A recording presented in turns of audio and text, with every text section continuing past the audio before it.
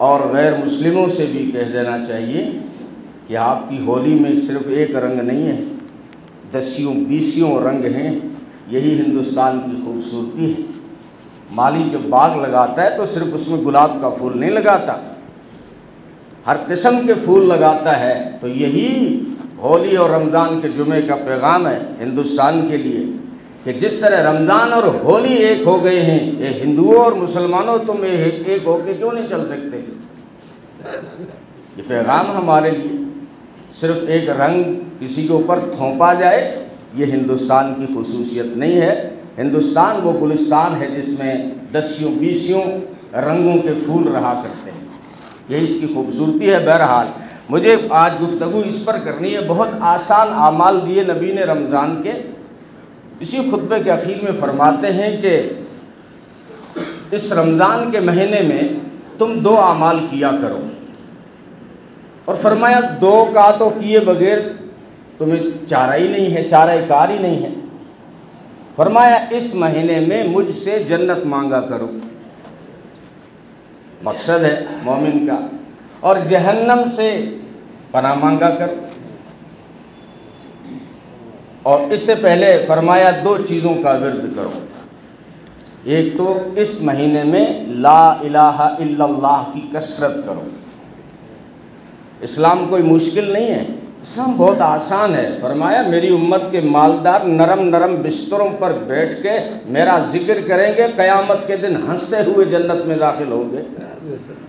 इस महीने में ला इलाहा इल्लल्लाह का विर्द ज़्यादा करें, क्योंकि मकसद क्या था? दिल की इस्लाह, तकवा पैदा करना। तो तकवे के लिए, दिल की इस्लाह के लिए इस कलमे से बेहतर क्या इलाज होगा? ला इलाहा इल्लल्लाह को बार बार कहते रहा करें। अब ये आसान इबादत है जिसको हर कोई कर सकता है। कि मुझे टाइम नहीं मिला, मैं जो बहुत बिज़ी था, मैं कुरान नहीं पढ़ सका, मैं सफ़र में था, तरावी नहीं पढ़ सका। लेकिन ये तो आप कहीं भी कर सकते हैं। बस में बैठे हैं, रेलवे स्टेशन में बैठे हैं, उलमा इकराम चंदा भी कर रहे हैं और चलते हुए ला इलाहा इल्लल्लाह, ला इलाहा इल्लल्लाह अपने दिल से सदा निकाल रहे हैं। तो ये रमज़ान की कितनी बेहतरीन इबादत है। अब ये कलिमा कोई आम नहीं है। हज़रत मूसा अलैहिस्सलातु वस्सलाम जब फ़िरौन से नजात पा जाते हैं तो अल्लाह से अर्ज़ करते हैं कि अब तो कोई ख़ास विर्द अता कर दीजिए, अब जो है मैं तुझे याद करूँ इस कलमे से। तो अल्लाह ने फरमाया मेरे कलीम ला इलाहा इल्लल्लाह को कसरत से पढ़ा करो। अर्ज़ किया अल्लाह ये तो सब पढ़ते हैं, मैं कोई ख़ास चाहता हूँ। फरमाया मूसा मेरे कलीम इससे ख़ास क्या होगा कि 7 ज़मीन और आसमान को अगर एक पलड़े में रख दिया जाए और दूसरे पलड़े में अगर ला इलाहा इल्लल्लाह को रख दिया जाए तो ये पलड़ा भारी होगा, आसमान और ज़मीन वाला भारी नहीं होगा। और हर नबी की जो मुश्तरिका दावत रही है, सबसे पहले वो इसी कलमे की दावत दिया करते थे, ला इलाहा इल्लल्लाह। व इला मदियन अखाहुम शुऐबा क़ाल या क़ौम इअ्बुदुल्लाह। जब हमने मदियन की तरफ हज़रत शुऐब अलैहिस्सलाम को भेजा है तो वो कह रहे हैं मेरी कौम एक अल्लाह की ही इबादत करो, उसी को अपना दाता मानो, उसी को मुश्किल कुशा समझो, वही हाजत रवा है, वही ज़रूरतें पूरी करता है, वही मुरादें पूरी करता है। व इला आदिन अखाहुम हूदा फ़क़ाल या क़ौम इअ्बुदुल्लाह। व इला समूदिन अखाहुम सालिहा फ़क़ाल या क़ौम इअ्बुदुल्लाह मा लकुम मिन इलाहिन गैरुह। सब ने ये कहा, बल्कि इस कलमे की अहमियत का अंदाज़ा आप इससे लगाइए कि जब वक्त का पैगंबर पूरी ज़िंदगी इस कलमे की दावत देते हुए जब रुखसत होता है तो उसको ये फ़िक्र सवार होती है कि मेरी औलाद को कुछ और मिले या न मिले, लेकिन कम से कम उन्हें ये कलमा नहीं छोड़ना चाहिए।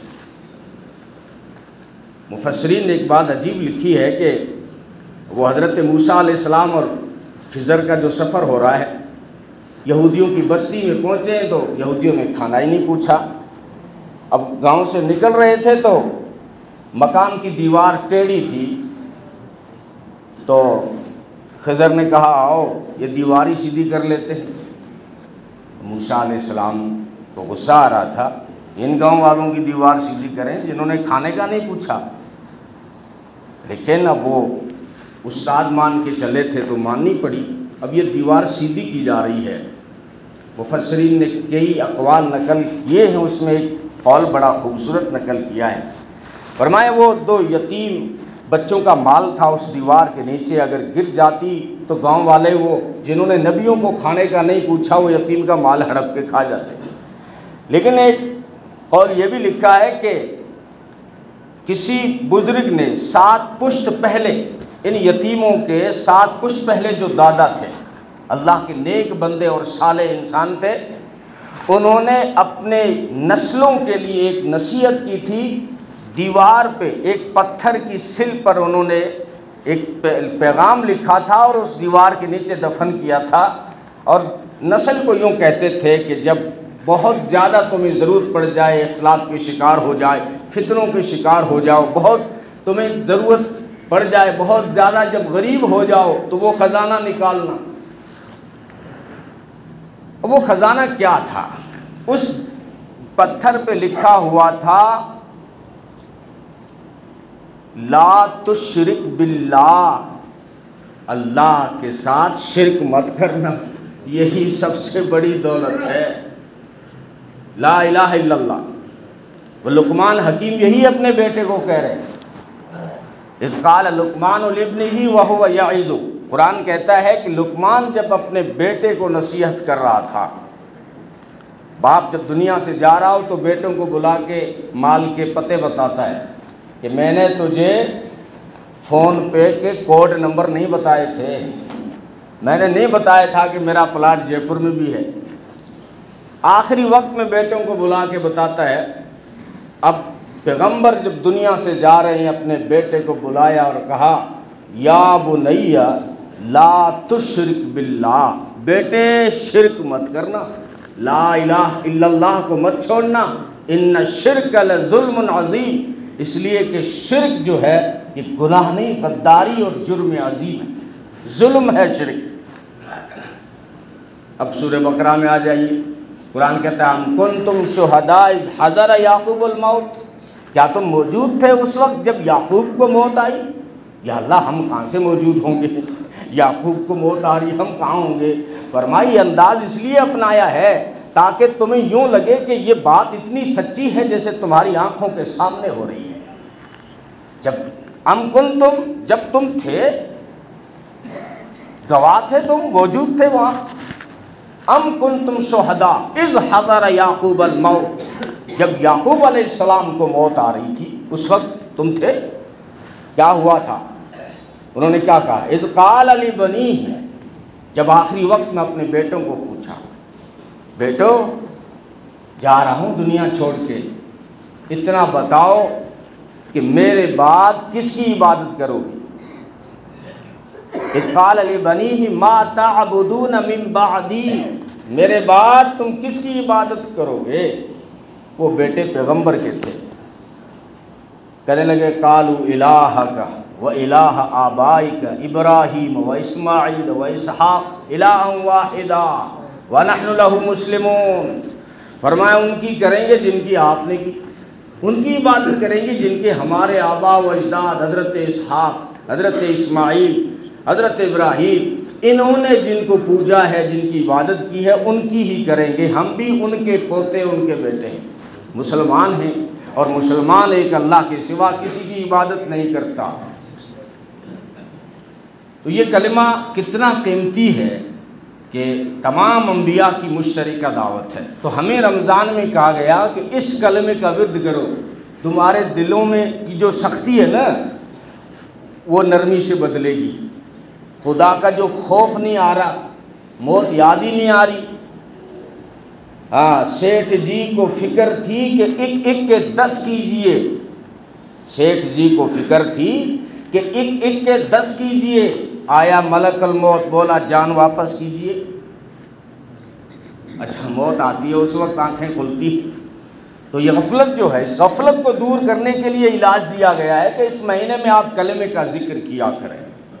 यह आपके दिलों के ज़ख्मों जो जंग होता है उससे ये कलिमा उतार देता है। ला इलाहा इल्लल्लाह, दिल में कह रहे हैं, दुकान में बैठे हैं, ला इलाहा इल्लल्लाह। इकबाल ने कहा था ना, ये दौर अपने इब्राहीम की तलाश में है, खुद ही है। उन्होंने कहा ला इलाहा इल्लल्लाह जो है, इकबाल के भी अजीब तखय्युलात थे। कहते थे चुमी गोयम मुसलमानम बलर्जम के दानम मुश्किलात ला इलाहा, कि जब मैंने कहा ना कि मैं मुसलमान हूँ तो कांप गया, वजूद पे लर्जा तारी हो गया, इसलिए कि मैं जानता हूँ कि कलमे की मुश्किल और जिम्मेदारी क्या है। तो इकबाल कहता है कि खुदी का सिर्रे नहा ला इलाहा इल्लल्लाह, ये खुदी का सिर्रे नहा है कि खुदी है तेग फसा ला इलाहा इल्लल्लाह। ये दौर अपने इब्राहीम की तलाश में है, सनम कदा है जहाँ ला इलाहा इल्लल्लाह। किया है तूने मताए गुरूर का सौदा, इकबाल तुझसे कह रहा है, किया है तूने मताए गुरूर का सौदा, फरेब सूद व ज़िया ला इलाहा इल्लल्लाह। कहता है तूने मता और गुरूर का सौदा किया है। वो कुरान की तरफ जा रहा इकबाल था, बरतानिया की यूनिवर्सिटी में पढ़ते हुए जिसने तहज्जुद नहीं छोड़ी हो, जिसने दुनियावी उलूम के साथ साथ पूरे गहरे मुताले के साथ कुरान करीम और हदीस को भी पढ़ा, अब वो कह रहा है कि तूने मता और गुरूर का सौदा किया है। दुनिया, कुरान ने कहा ना इन्नमल हयातुद दुनिया मताउल गुरूर, ये दुनियावी ज़िंदगी जो है मता है और गुरूर है। गुरूर धोखे को कहते हैं, मता, अरे मता क्या है, यानी कि दुनिया की क्या औकात है। अब कुरान का ये लफ्ज़ मता अरबी में, अब अरब का बद्दू जाने के इसके माना क्या है। इमाम अस्माई रहमतुल्लाह अलैह जो लुगत के इमाम थे, वो कुरान करीम के 3 हरफों की तहकीक के लिए निकले कि कुरान में एक लफ्ज़ आया मता, दुनिया को अल्लाह ने मता कहा है, इसके क्या माना है। और कुत्ते को रकीम कहा असहाब कहफ, सूरह कहफ में रकीम के कान से कौन सा कुत्ता मुराद है। और एक लफ्ज़ और था तबारक, अल्लाह तबारक, तबारक अल्लज़ी, तबारक के क्या माना है। भाई किबरियाई है, किब्र है, लेकिन तबारक इस लफ्ज़ के क्या माना है। तो एक देहात में पहुंचते हैं, देर से आने वाले उनको आप बता दिया करें, ऊपर दोनों मंजिलों में नमाज हो रही है। पीछे जो नौजवान बैठे हैं वो थोड़ा इशारा कर दें कि बेचारे नए आते हैं जो सिर्फ रमज़ान के जुमों में आते हैं, जो सिर्फ रमज़ान के जुमों में आते हैं, इसलिए सीढ़ी बता दिया करें। बहरहाल ये क्या माना है। वो एक देहात पहुँचते हैं, अब वहाँ देहातियों की बद्दुओं की जो अरबी होती है उसमें बड़ी फसाद बलागत होती है।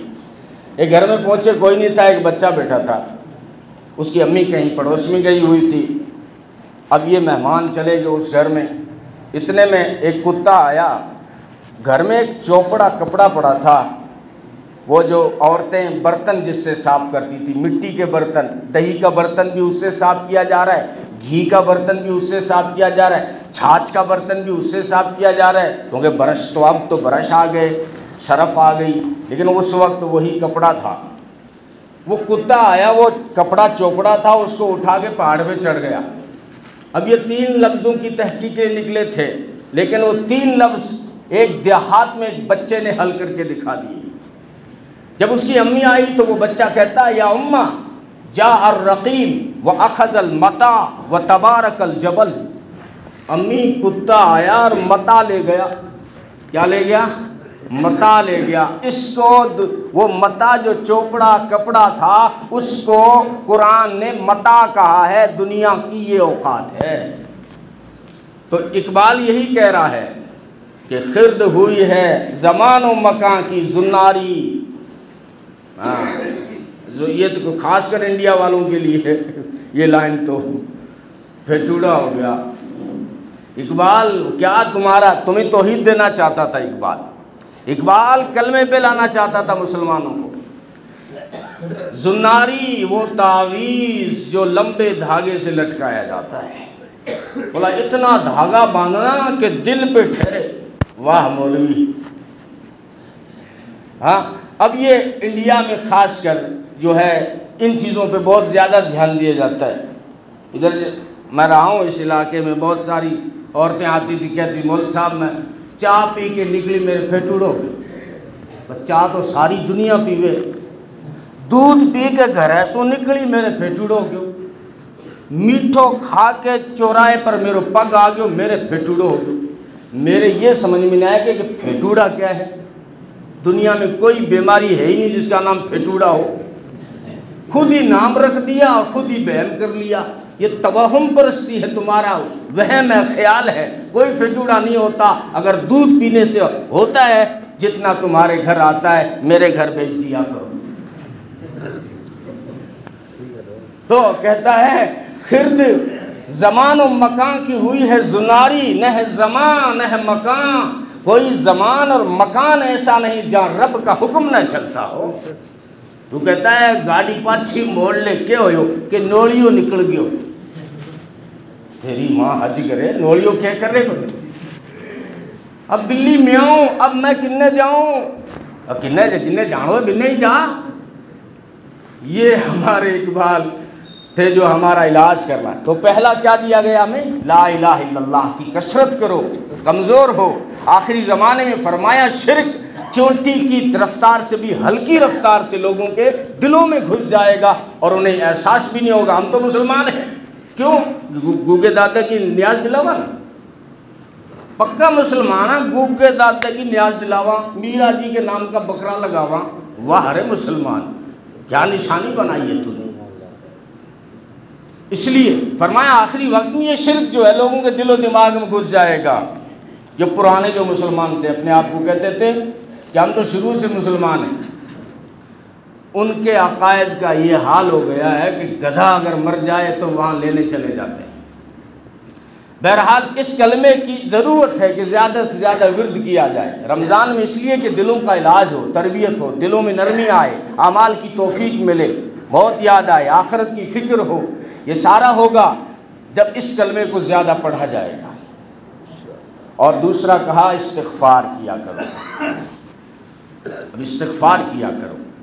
एक बात और कि ज़िक्र ख़ास है और तस्बीह आम है। ज़िक्र का हुक्म अल्लाह ने इंसान को दिया है और तस्बीह सारी कायनात कर रही है। कुरान ने कहा कोई शय ऐसी नहीं जो उसकी तस्बीह न करती है। वत्तैर साफ़ात, परिंदे तो सब बना के जमात के साथ उसकी तस्बीह बयान करते हैं। और जहाँ कुरान में तस्बीह का जिक्र हुआ है वहाँ हम्द का लफ्ज़ ज़रूर आया है। यानी तस्बीह का तरीका ये है कि अल्लाह की तारीफ़ की जाए और उससे बेऐब करार दिया जाए। ऐसी तारीफ़ की जाए कि उसकी पाकी बयान हो, तो इसको तस्बीह कहते हैं। ये सारी मखलूक कर रही है और तुझे क्या हुक्म है, वज़्कुरुल्लाह ज़िक्रन कसीरा, मुझे याद किया कर। देखो तस्बीह में और जिक्र में क्या फ़र्क है। तस्बीह जो है ये तैरने के माना में आता है।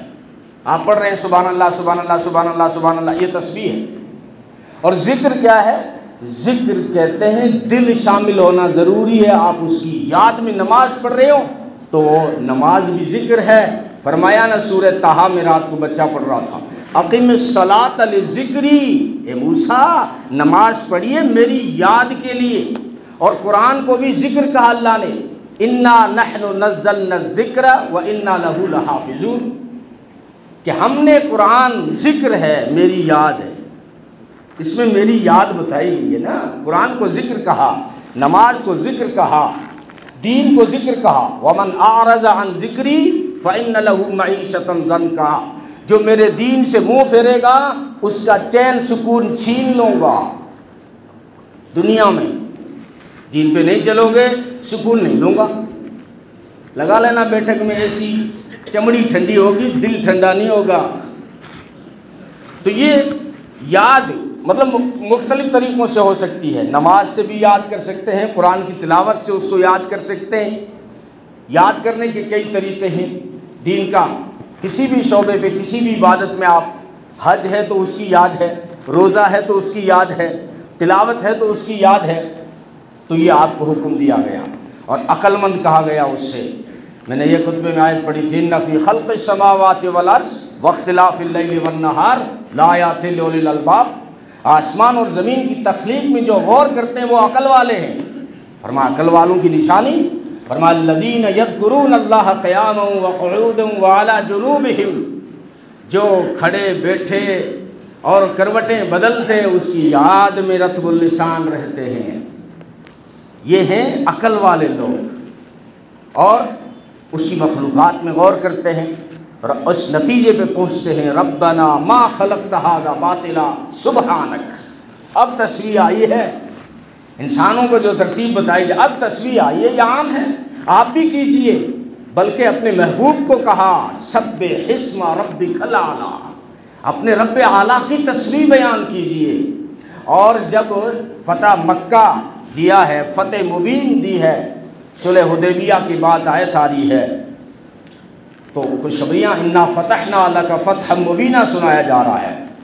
और इज़ा जाअ नस्रुल्लाह में आ जाए, इज़ा जाअ नस्रुल्लाहि वल फ़त्ह व रअयतन नास यदख़ुलूना फ़ी दीनिल्लाहि अफ़वाजा फ़सब्बिह बिहम्दि रब्बिका वस्तग़फ़िर इन्नहु कान तव्वाबा। मेरे महबूब, जब देखें ना आप कि अल्लाह की मदद आ गई, फ़तह मिल गई, लोग इस्लाम में आ रहे हैं, तो अब आप तस्बीह बयान करें, उसकी तारीफ़ करें और इस्तिग़फ़ार करें।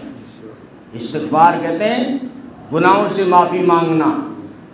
नबी तो मासूम होता है, तो नबी से क्यों कहा जा रहा है इस्तिग़फ़ार करें? इस्तिग़फ़ार सिर्फ गुनाहों को माफ़ करने के लिए नहीं होता, इस्तिग़फ़ार अल्लाह से हज़ारों इनाम लेने के लिए भी होता है। इमाम हज़रत हसन बसरी रहमतुल्लाह अलैह के पास शख्स आया, कहने लगा, हज़रत मेरे औलाद नहीं है, कोई वजीफ़ा बता दो। फरमाया जाओ इस्तिग़फ़ार करो, औलाद मिल जाएगी। दूसरा आया, कहने लगा बहुत गरीबों पैसे नहीं आ रहे, फरमाया इस्तिग़फ़ार पढ़ा कर पैसे आ जाएंगे। तीसरा आया, कहने लगा बारिश ही नहीं हो रही, फरमाया जाओ इस्तिग़फ़ार करो, बारिश हो जाएगी। तो किसी ने कहा, हज़रत ये आप सबके जवाब में एक ही बात कह रहे हो। जैसे एक हकीम साहब थे, उसके पास एक मरीज़ चला गया बूढ़ा, बोला यार दिखाई नहीं देता। तो हकीम साहब ने कहा बुढ़ापे की वजह से। उसने कहा मुझे सुनाई भी नहीं देता। तो हकीम साहब ने कहा बुढ़ापे की वजह से। उसने कहा कोई चीज़ हजम भी नहीं हो रही, फरमाया बुढ़ापे की वजह से। तो मरीज़ को गुस्सा आ गया और हकीम के थप्पड़ मार दिया। बोला तू यही सीखा है, जो भी बीमारी बताएं बुढ़ापे की वजह से, थप्पड़ मार दिया। बोला ये थप्पड़ मारा ये भी बुढ़ापे की वजह से। तो आप सबके बदले में यही कह रहे हो कि इस्तिग़फ़ार इस्तिग़फ़ार। फरमाया अपनी तरफ से नहीं कह रहा हूँ, कुरान में जाके सूरह नूह खोल लेना। हज़रत नूह अलैहिस्सलाम कह रहे हैं अपनी कौम से, इस्तग़फ़िरू रब्बकुम इन्नहु कान गफ़्फ़ारा। इस्तिग़फ़ार करो अल्लाह के सामने, इस्तग़फ़िरुल्लाह अस्तग़फ़िरुल्लाह कहा करो, या अस्तग़फ़िरुल्लाह रब्बी मिन कुल्लि ज़ंबिन व अतूबु इलैहि, या जो है गुनाहों की माफ़ी चाहो।